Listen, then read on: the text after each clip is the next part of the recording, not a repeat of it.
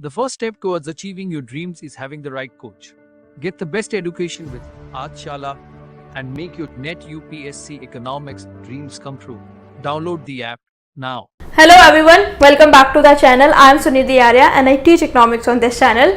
जैसे कि आप बैकग्राउंड से समझ ही चुके हैं कि आज की वीडियो में हम ये पढ़ेंगे कि न्यूज़पेपर कैसे पढ़ना है।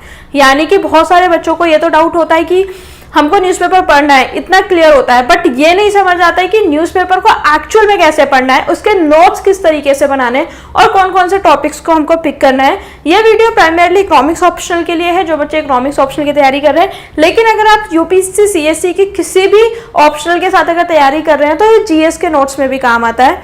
जैसे कि मैंने पिछली वीडियो में जब सिलेबस डिस्कस किया था तो मैंने उसमें बताया था कि हमारा एक सिलेबस है जिसमें हमको ह्यूमन डेवलपमेंट पढ़ना है और ह्यूमन डेवलपमेंट के अंदर हमको क्या पढ़ना है, डेमोग्राफी पढ़ना है। ठीक है, अब देखिए, ध्यान रखिए 3 थिंग्स जो कि आपको सबसे पहले ध्यान रखनी है कब न्यूज़पेपर पढ़ते टाइम। सबसे पहली चीज आपको पढ़नी है कि ये मेरे सिलेबस में आती है या नहीं आती है, सिलेबस में कन्वर्जेंस है या नहीं। आप किसी भी टॉपिक का देखेंगे, उसको सोचेंगे, एनालाइज करेंगे और ये समझने की कोशिश करेंगे कि आपके सिलेबस में ये चीज़ कहाँ आ रही है। जैसे कि अगर मैं इस आर्टिकल की बात करूँ, ये 24 अप्रैल का आर्टिकल है। आपको अगर ये क्लियर नहीं है तो आप एज इट इज जाके भी देख सकते हैं। मेरे को ये दोनों साइड में खोलना इसीलिए इंपॉर्टेंट है बेटा, क्योंकि मेरे को इसके साथ नोट्स बनाना सिखाना है। केवल अगर एडिटोरियल डिस्कशन करना होता तो मैं इसको पूरे पे खोल लेती, लेकिन पूरे पे इसलिए नहीं खोल सकती क्योंकि मुझे आपको पेपर शीट्स पे नोट्स कैसे बनाने हैं वो भी सिखाना है। ठीक है, अब India as most populous country, जैसे कि मैंने आपको बताया था कि डेमोग्राफी का एक एग्जांपल हो सकता है कि डेमोग्राफिक हमें कैसे देखना है। ठीक है, तो 3 चीजें हैं जो हमें ध्यान रखनी है। सबसे पहले तो हमारे सिलेबस के साथ कहाँ ये कन्वर्ज हो रहा है, सिलेबस का कन्वर्जेंस आपको सबसे पहले देखना है। सिलेबस कन्वर्जेंस के बाद दूसरी चीज जो इसमें आपको देखनी है वो फैक्ट्स, न्यूज़पेपर क्या फैक्ट्स दे रहा है, क्या डेटा दे रहा है, क्या आपको फैक्ट्स और डेटा के साथ में आपको ओपिनियंस और किसी भी प्रॉब्लम को लेके सॉल्यूशंस क्या हैं, वो सब आपको देखना है। अब तीसरा जो इंपॉर्टेंट चीज है वो है ऑप्शनल के लिए। आप किसी का भी ऑप्शनल है, आपका पीएसआईआर ऑप्शनल है, आपका सोशियोलॉजी ऑप्शनल है, आपका इकोनॉमिक्स ऑप्शनल है, डजंट मैटर। आपको क्या करना है, इसको लिंक करना है अपने स्टैटिक पार्ट से। ठीक है, और इसी के साथ में एक चीज ये है कि आपको पॉलिटिक्स और क्रिमिनल यानी कि क्राइम और स्पोर्ट्स, इन न्यूज को कवर नहीं करना है। ठीक है, ब्रॉडली मैंने आपको समझा दिया है कि किस तरीके से हमको न्यूज़पेपर कवर करना है। ठीक है, आपको समझ में आ भी गया होगा कि किस तरीके से हमको न्यूज़पेपर को कवर करना है। अब हम ये समझेंगे कि एक्चुअल में जो एडिटोरियल है उसको हमको पढ़ना कैसे है। अब हम इस एडिटोरियल को पढ़ना शुरू करते हैं। India is most population can be more boon than bane. इसका मतलब ये है कि इंडिया जो बहुत पॉपुलस कंट्री बनना जा रहा है वो हमारे लिए एक ब्लेसिंग भी हो सकती है रेदर देन ए कर्स। अब हम देखेंगे कि किस तरीके से हो सकती है। यहाँ पे आप देखिए, आई थिंक अभी आपको ज्यादा क्लियर होगा। ठीक है, China is projected to hand over the baton by the most population country to India by mid 2023। पहली चीज क्या है कि mid 2023 तक इंडिया क्या है, सबसे पॉपुलस कंट्री हो जाएगा। तो सबसे पहली इंफॉर्मेशन क्या है कि mid 2023 तक India will be most populous country. ठीक है, ये आपको एक पहली इंफॉर्मेशन मिली जिसको आपने अपनी कॉपी में नोट डाउन कर लिया। इसके बाद में considering the limited information for both China and India, especially in the absence of census 2022, it is difficult to predict the exact date on which the demographic order will change. United Nations report suggests that India will have a population of 142.86 crore by mid 23, which is 2.9 million higher than China's population of 10. तो हमें इसमें क्या pick करना है, हमें इसमें pick करना है कि इंडिया मोस्ट पॉपुलस कंट्री हो जाएगी, इतना हमको पता चल गया। लेकिन होगी कैसे, होगी इसीलिए क्योंकि यूएन ने रिपोर्ट दी है यूएन ने रिपोर्ट में क्या कहा है कि हमारी जो पॉपुलेशन है वो कितनी हो जाएगी, 142.86 करोड़। ठीक है, इतना इसमें पढ़ लिया। आगे देखते हैं। So what are the opportunities and cost. अभी तक हमें क्या मिला, हमें डेटा मिला कि इंडिया जो है 2023 तक मोस्ट पॉपुलस कंट्री हो जाएगी और हमारी पॉपुलेशन कितनी हो जाएगी, 142.86 करोड़। ठीक है, अब अपॉर्चुनिटीज एंड कॉस्ट क्या है, यानी कि जब हम मोस्ट पॉपुलस कंट्री बन जाएंगे तो उसके फायदे क्या है और उसके नुकसान क्या है। While the debate on population growth in India is not new, there are general and pessimistic view over this change in demographic rank order. Population control जो है वो देखा जाता है कि इस solution का, प्रॉब्लम का solution क्या है, population control. There is a need to look deeper into the issue from an empirical and scientific perspective. अब हम इसमें अंदर घुसते हैं। ठीक है, सबसे पहली चीज क्या है कि डेमोग्राफिक डिविडेंड और डेमोग्राफिक डिजास्टर। सबसे पहला क्वेश्चन तो यही आता है कि ज्यादा पॉपुलेशन है तो वो डेमोग्राफिक डिविडेंड है या डेमोग्राफिक डिजास्टर्स है। तो अब इसका सॉल्यूशन क्या है, we need to understand the nature of population growth, size in its composition, mechanism. हमें नेचर समझना है, हमें साइज समझना है और ये समझना है कि किस तरीके से जो हमारे पास ज्यादा पॉपुलेशन है उसको हम इकोनॉमिक डिविडेंड में कन्वर्ट कर सकते हैं। अब आगे समझते हैं। Population in itself is not a burden, instead it is a nature of population growth, size and composition। यानी कि कैसे पता चलेगा हमारी पॉपुलेशन का नेचर क्या है, हमारी पॉपुलेशन का जो हमारी पॉपुलेशन ग्रो हुई है उसका नेचर कैसा है। और नेचर का मतलब यह है बेटा, आपको मेरा लड़ने झगड़ने वाला स्वभाव नहीं। नेचर का मतलब है कि हमारी पॉपुलेशन हेल्दी है या नहीं, हमारी पॉपुलेशन एजुकेटेड है या नहीं, हमारी पॉपुलेशन के पास रिक्वायर्ड स्किल सेट है या नहीं, इससे पता चलेगा। दूसरा बेटा, इसमें हमें क्या पता चलेगा कि साइज क्या है, साइज। दूसरा हमें क्या पता चलेगा कि साइज क्या है। साइज से हम क्या पता लगाएंगे कि हमारे इसमें बच्चे ज्यादा हैं, यंग पॉपुलेशन ज्यादा है या फिर ओल्ड एज ज्यादा है। ठीक है, तो ये सारे फैक्टर्स मिलकर डिसाइड करते हैं कि हमारी जो कंट्री है वो डेमोग्राफिक डिविडेंड की तरफ जाएगी, डेमोग्राफिक डिजास्टर की तरफ जाएगी। हम अपने पॉपुलेशन को अच्छे से यूज कर पाएंगे या नहीं कर पाएंगे। ठीक है, साइज एंड कंपोजिशन। ठीक है, इतना समझ में आया। अब आगे बढ़ते हैं। Population as a resource, population is a resource as long as the country's capacity is intact. Carrying capacity क्या है, कैरिंग कैपेसिटी एक डायनामिक कॉन्सेप्ट है जो कि टेक्नोलॉजी के हिसाब से चेंज होता रहता है। आपको इसमें बताया गया है कि जो एक हमारी कैरिंग कैपेसिटी है वो क्या होती है कि एफिशिएंसी कितनी है प्रोडक्शन ऑफ कंजम्पशन सिस्टम। ठीक है, फिर इसमें जिक्र किया गया है कैरिंग कैपेसिटी का। कैरिंग कैपेसिटी, कैरिंग कैपेसिटी क्या है, कैरिंग कैपेसिटी इज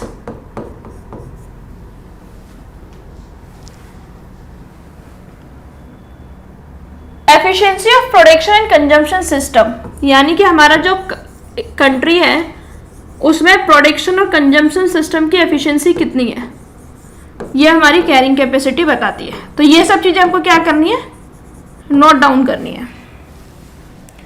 इसके बाद में हमको देखना है, ट्रेंड्स देखते हैं पॉपुलेशन ग्रोथ में। India has an over population that can disrupt carrying capacity. Total fertility rate कितना है, 2.0। टोटल फर्टिलिटी रेट यानी कि 2.0 से मतलब क्या है कि हम रिप्लेसमेंट लेवल पे हैं। एक कपल है, कपल को 2 बच्चे, तो वो एक रिप्लेसमेंट लेवल है कि एक लड़का एक लड़की विच इज अ कपल, उन्होंने 2 बच्चे पैदा किए जो अल्टीमेटली उनको पॉपुलेशन पिरामिड में रिप्लेस कर देंगे। तो that is called as a replacement level fertility. यानी कि 2 चिल्ड्रन है और उनके दो मतलब हम 2 हमारे 2। ठीक है, this indicates that the population is on a path towards stabilisation. यानी कि हमारी पॉपुलेशन ग्रोथ हो ही नहीं रही है, हमारी पॉपुलेशन तो स्टेबलाइज्ड है, we are not growing. However it continues to experience positive growth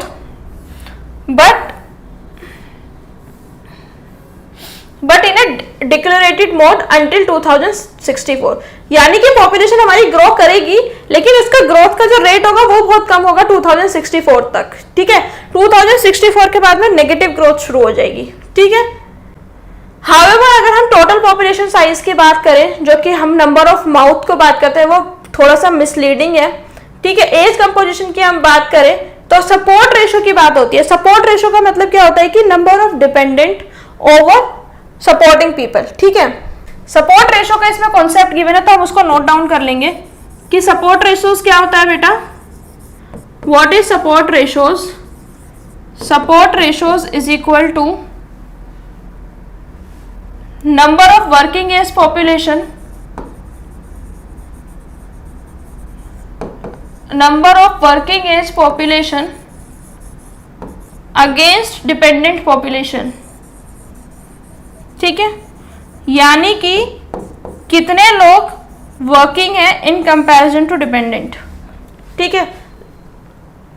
There are greater prospects for demographic dividend than disaster. With 68% of the working age population in 2023, the countries continue to have a window of opportunity for the next 35 years. 68% जो population है वो हमारी working age में है, इस वजह से next 35 years जो है वो हमारे लिए बहुत बड़ी opportunity का काम कर सकते हैं। यानी कि हमारी जो population है that can be a very big opportunity for us, ठीक है। लेकिन जो availability है demographic window वो खुद से demographic dividend नहीं बनेगा, यानी कि हमको इसको खुद से demographic dividend बनाना पड़ेगा। However, the availability of demographic window of opportunity in itself will not automatically turn into economic dividend. The country needs to work on the key mechanism. अब ऐसे कौन कौन से मैकेनिज्म है? इन्होंने क्या बोला? The country needs to work on the key mechanism which translated demographic bonus into economic dividend. अब इन्होंने ये तो बता दिया कि हमें कुछ कुछ मैकेनिज्म पे काम करना पड़ेगा, लेकिन अब हमें देखना है कि वो मैकेनिज्म क्या है। There are 4 key mechanism. अब हम इसको क्या करेंगे? अब हम इसको यहाँ पे नोट डाउन कर लेंगे, ठीक है, कि 4 की मैकेनिज्म है। 4 की मैकेनिज्म किस लिए है? To convert population disaster to dividend, ठीक है। इसमें 4 मैकेनिज्म है। तो पहला क्या है इसमें? पहला है इसमें एम्प्लॉयमेंट। दूसरा क्या है इसमें? Education and skills. तीसरा क्या है इसमें? Health condition. और चौथा क्या है हमारा? गवर्नेंस। ये सब आपको कॉपी में नोट डाउन करना है, मैं आपको नोट्स बनाना सिखा रही हूं, ठीक है। चौथा क्या है? गवर्नेंस। अब हमको देखना है एम्प्लॉयमेंट और job creation is an important mechanism to translate demographic bonus to economic dividend, ठीक है।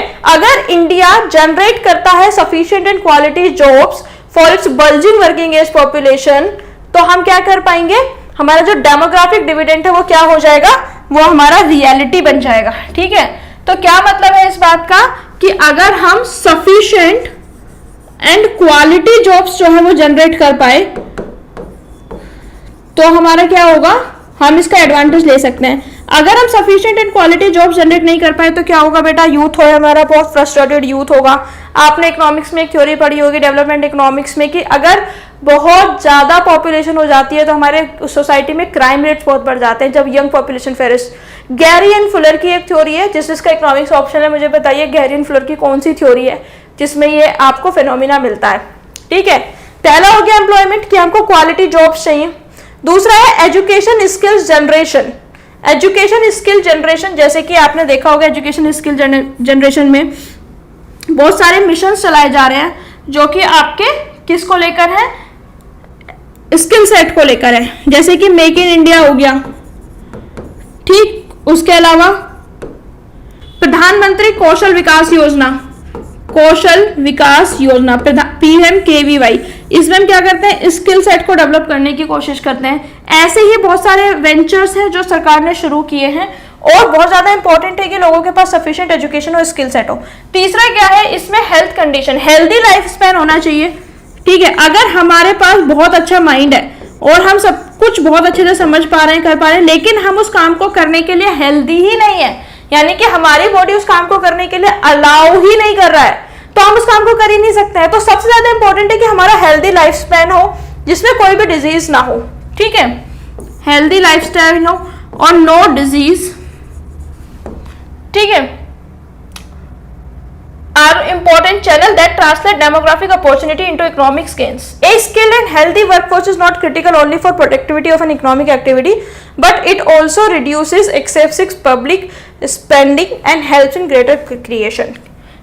ग्रेटर कैपिटल, इसका क्या फायदा क्या है कि हमारा जो पब्लिक फंडिंग है, ठीक है, यानी कि जो हमको अपने हेल्थ पे खर्च करना पड़ रहा है वो कम हो जाएगा और उस पैसे को हम कहाँ पे लगा पाएंगे, कैपिटल बनाने में लगा पाएंगे, ठीक है। फिर आता है good governance reflected through good policies is another important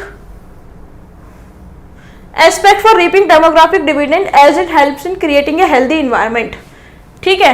ये गवर्नेंस हमारे लिए किस लिए इंपॉर्टेंट है, क्योंकि ये हेल्दी इन्वायरमेंट क्रिएट करता है। किस चीज के लिए हेल्दी इन्वायरमेंट क्रिएट करता है, किस चीज के लिए हेल्दी इन्वायरमेंट क्रिएट करता है बेटा, this creates healthy environment to increase efficiency. यानी कि अगर हमारा गवर्नेंस अच्छा होगा, गवर्नेंस का मतलब क्या, अगर हमारा एडमिनिस्ट्रेशन अच्छा होगा, लेट्स से हमारा ease of doing business easy है, हमें बिजनेस करने के लिए लाइसेंसेस इजीली मिल रहे हैं, परमिट इजीली मिल रहे हैं, हमारे जो काम है वो करना हमारे लिए इजी है, तो हम बहुत जल्दी ग्रो कर सकते हैं। तो गवर्नेंस भी बहुत इंपॉर्टेंट रोल प्ले करता है।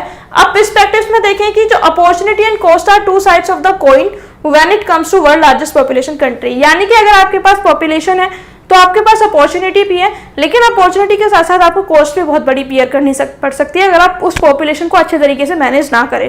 तो पॉपुलेशन को मैनेज करना बहुत इंपॉर्टेंट है।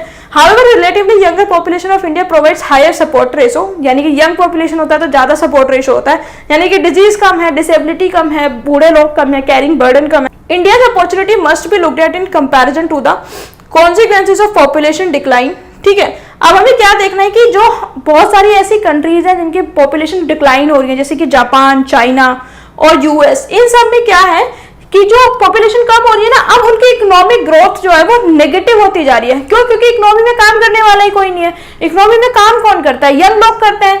यंग लोग सारे कहाँ हैं? हमारे देश में, वहां तो है ही नहीं। तो a majority of them have been implementing pro natalist policies. तो अब ये कंट्रीज क्या कर रही है? इंसेंटिव्स दे रही हैं अपने सिटीजन्स को to increase the birth rate. Incentives दे रही हैं कि बहुत ज्यादा बच्चे पैदा कीजिए।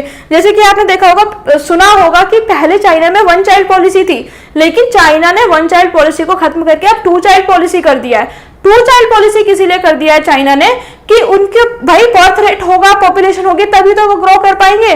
बूढ़े लोग कितना ही काम कर लेंगे और बूढ़े लोग तो कल मर भी जाने हैं।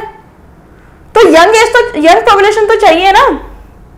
India's opportunity must be looked in comparison to the consequences of population decline and aging across a majority of them have been implementing pro-natalist policy। यहां तक हमने पढ़ लिया था। Once fertility tends to decline, it's hard to reverse it। अगर आपकी fertility कम होना शुरू हो गई ना, तो उसको रिवर्स करना बहुत मुश्किल है। In this context, India has the potential to become a worldwide market for both production and consumption। अब आपको यह समझना है कि बेनिफिट्स क्या हैं। What are the benefits? हम एक लार्जर मार्केट बन सकते हैं और प्रोडक्शन सेंटर बन सकते हैं, यानी कि प्रोडक्शन और कंजम्पशन दोनों के लिए क्या हो सकता है? बेटर हमारे पास अपॉर्चुनिटीज हैं। हमारे पास लेबर बहुत चीप अवेलेबल है, तो एक एडवांटेज हमारा ये है, लेबर बहुत ज़्यादा चीप अवेलेबल है। इसके अलावा लोअर लेबर चीप है तो हमारा क्या हो गया? लोअर मैन्युफैक्चरिंग कॉस्ट हो गया, ठीक है, यानी कि हमारा जो मैन्युफैक्चरिंग कॉस्ट है वो बहुत कम आएगा, लोअर मैन्युफैक्चरिंग कॉस्ट। इसके अलावा जो डेमोग्राफिक डिविडेंड है उसमें वर्किंग पॉपुलेशन पोटेंशियल को बूस्ट कर सकता है 43% बाय 2061। ये एक फैक्ट है जिसको हम नोट डाउन कर सकते हैं। At a times a total fertility of less than 108 may not be economic beneficial for India. अगर हमारी टोटल फर्टिलिटी रेट 1.8 से कम हुई तो ये हमारे लिए बेनिफिशियल नहीं होगा, क्योंकि एक केस के बाद जो problem US, China, Japan face कर रहे हैं वही हम भी करेंगे, ठीक है। तो इससे हमारे क्या प्रॉब्लम हो सकती है कि नेशन हमारा रिच होने से पहले क्या हो सकता है? बूढ़ा हो सकता है, जो कि एक अच्छा साइन नहीं है, ठीक है। अब सोल्यूशन क्या है? What the country needs are policies that support an enabling environment. हमको सोल्यूशन इसमें क्या दिया गया है? इसमें सोल्यूशन हमको दिया गया है कि हमको एक सोल्यूशन क्या है कि हमको एक इनेबलिंग एनवायरनमेंट बनाना है, और उस इनेबलिंग एनवायरनमेंट में क्या करना है बेटा? उस इनेबलिंग एनवायरनमेंट में हमको क्या करना है? That can provide high quality education, जो कि आपको हाई क्वालिटी एजुकेशन दे, गुड हेल्थ केयर दे, हाई क्वालिटी एजुकेशन दे, गुड हेल्थ केयर दे, और प्रॉपर आपकी स्किल सेट जो है वो डेवलप हो। ठीक है, एम्प्लॉयमेंट अपॉर्चुनिटीज हो, गुड इंफ्रास्ट्रक्चर हो, जेंडर एम्प्लॉयमेंट हो। ठीक है, और क्या क्या हमको चाहिए, एम्प्लॉयमेंट अपॉर्चुनिटीज इसमें हमने लिख दी, और उसके अलावा क्या बोल रहे हैं बेटा, उसके अलावा ये बोल रहे हैं गुड इंफ्रास्ट्रक्चर।